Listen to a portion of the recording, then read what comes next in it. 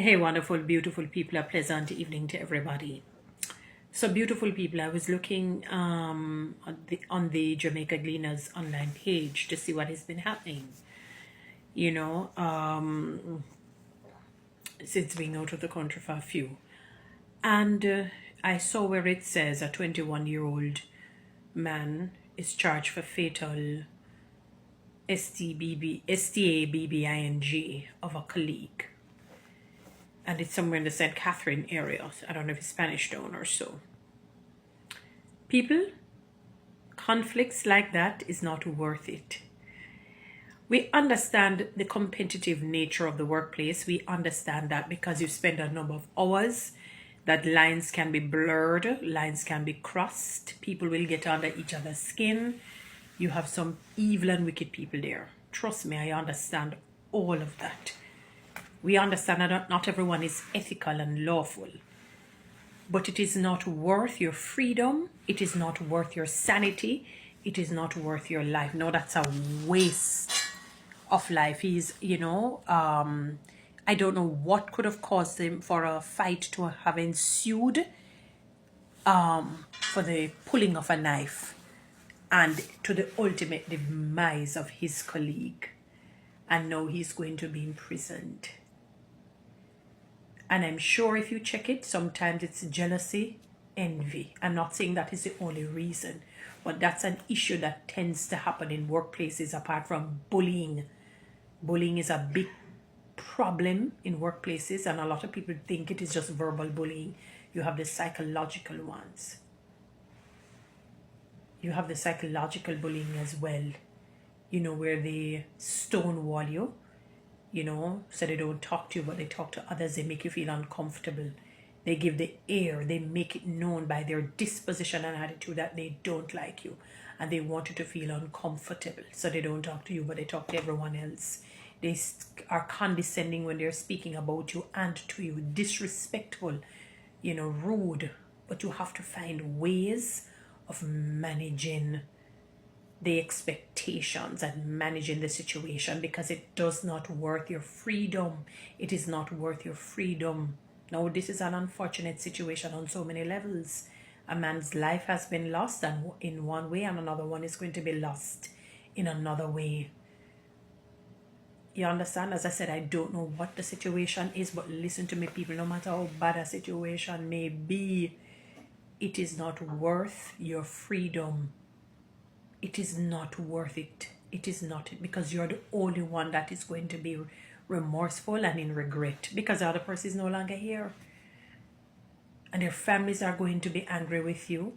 Your families are going to be your family is going to be disappointed with you. And when that pain of regret starts to hit like a ton of brick, it becomes tumultuous. It is, no matter what it is, it's not worth it. It would be better than you leave the job.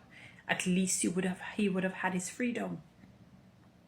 And normally, depending on the type of wounding. Now, there is something about the knife wounding versus a weapon, another weapon that I don't want to call, because TikTok is funny. I hate this, when you can't talk freely, using another type of weapon with bullets.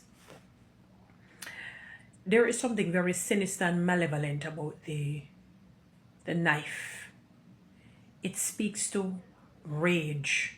It speaks to a deep-seated resentment. It speaks to a deep-seated bitterness and anger within. When you hear that somebody uses a knife repeatedly on another human being. And that is why you find that the charge that they give, the charges against the perpetrator, is more deeper and more punitive, and